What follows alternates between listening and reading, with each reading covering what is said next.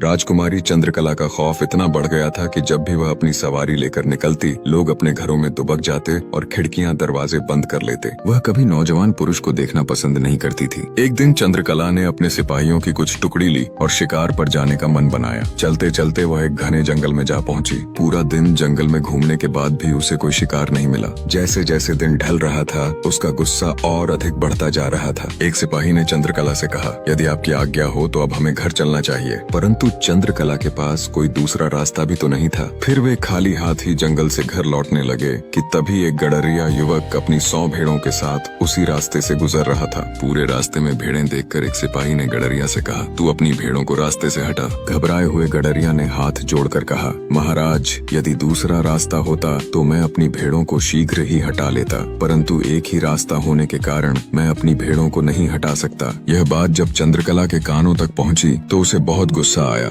और उसने गडरिया को बंदी बनाने का आदेश दे दिया और कहा, इसे बंदी बना लो और ले जाकर कारागार में डाल दो और इसे ऐसी जगह रखो जहां यह सही से खड़ा भी ना हो पाए। इस पर सिपाहियों ने युवक को बंदी बना लिया और ले जाकर कारागार में डाल दिया। जब यह बात गडरिया की उस बूढ़ी माँ को पता चली, जिसके बुढ़ापे का सहारा मात्र उसका एक बेटा था, कि उसे भी बंदी बना दिया गया है, वह फूट फूट कर रोने लगी। उसे रोता देख गाँव की भीड़ इकट्ठी होने लगी, परंतु राजकुमारी चंद्रकला के खिलाफ कोई बोल भी नहीं सकता था। वहाँ पर खड़े सभी लोग कहने लगे, हो ना हो, तेरे बेटे की ही कुछ न कुछ गलती होगी। परंतु बूढ़ी माँ को पूरा विश्वास था कि उसका बेटा कोई भी गलती नहीं कर सकता। उसने गांव वालों की बातों को नजरअंदाज किया और चंद्रकला के महल में जा पहुंची। जब उसने चंद्रकला से यह बात कही, बेटी, तुम मेरे बेटे को छोड़ दो, उसकी कोई गलती नहीं है। यदि तुम चाहो तो उसकी जगह पर मुझे बंदी बना लो, पर मेरे बेटे को छोड़ दो। इतना सुनते ही राजकुमारी अत्यंत क्रोधित हुई और कहा, यदि तेरे बेटे की कोई गलती नहीं है तो इसका मतलब मेरी गलती है। मैंने उसको बिना किसी गलती के बंदी बना रखा है। अब तो यही ढिंढोरा पूरे नगर में पीट कर आई होगी, मेरे प्रति लोगों को भड़काया होगा। अब जब तू इतना कह रही है तो दंड की हकदार तो तू भी है। सिपाहियों,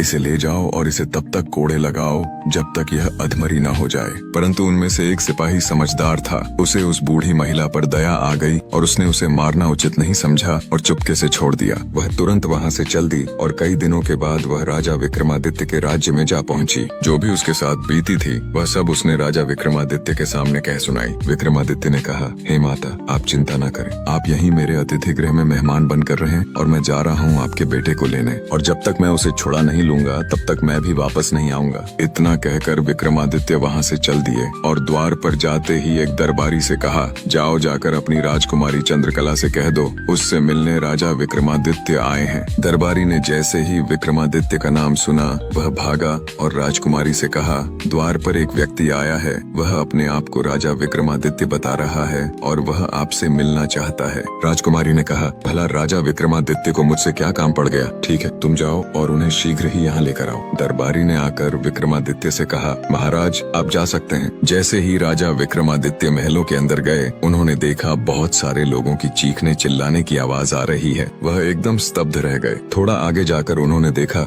हजारों की संख्या में लोग चंद्रकला के कैद खाने में कैद हैं और चीख चिल्ला रहे हैं और कभी कभी रोने लगते हैं। इस सब को नजरअंदाज कर विक्रमादित्य आगे बढ़ते रहे। एक दासी उन्हें चंद्रकला के कक्ष में ले गई। विक्रमादित्य ने जैसे ही चंद्रकला को देखा वह उसकी तरफ देखते ही रह गए, क्योंकि चंद्रकला इतनी सुंदर थी कि उसके पीछे कोई भी जान दे सकता था। चंद्रकला ने विक्रमादित्य से आने का कारण पूछा। विक्रमादित्य ने बताया, मेरे आने का मात्र एक कारण था, परंतु तुम्हारे महल के अंदर आते हुए मुझे कुछ अजीब सा महसूस हुआ। बहुत सारे लोगों की चीखने और चिल्लाने की आवाज आ रही थी। इसका कारण क्या है? चंद्रकला बोली, हे राजा, तुम्हारी बुद्धिमत्ता और साहस के बहुत सारे किस्से सुने हैं मैंने, क्या तुम खुद नहीं पता लगा सकते? विक्रमादित्य ने कहा, वह सब तो बाद में, परंतु पहले मैं जिस कार्य के लिए आया हूँ वह सुनो। तुमने एक बूढ़ी माँ के बेटे को बंदी बना रखा है, उसे छोड़ दो, क्योंकि उस बूढ़ी महिला के बुढ़ापे का सहारा मात्र वही एक बेटा है। चंद्रकला ने कहा, उसने मेरा रास्ता रोकने का दुस्साहस किया है। विक्रमादित्य ने कहा, चंद्रकला, मैंने उसकी माँ को वचन दिया है, मैं उसको लेकर आऊंगा। अब यदि तुम उसे ऐसे नहीं छोड़ोगी तो मुझे कोई दूसरी युक्ति अपनानी पड़ेगी, परंतु मैं उसे यहाँ से लेकर ही जाऊंगा। चंद्रकला गुस्से में बोली, यदि ऐसा है तो ठीक है, बहुत सुने तुम्हारी बुद्धिमत्ता के चर्चे। अब यदि तुम्हें उसे छोड़वाना ही है तो मेरे 3 प्रश्नों का उत्तर देना पड़ेगा। यदि तुम उत्तर न दे पाए तो तुम्हें भी इन्हीं लोगों के साथ काल कोठरी में रहना पड़ेगा, और यदि तुमने मेरे सवालों का सही सही जवाब दे दिया तो मैं कैद किए उन सभी लोगों को आजाद कर दूंगी और मैं भी तुम्हारे साथ विवाह कर खुशी खुशी चल पड़ूंगी।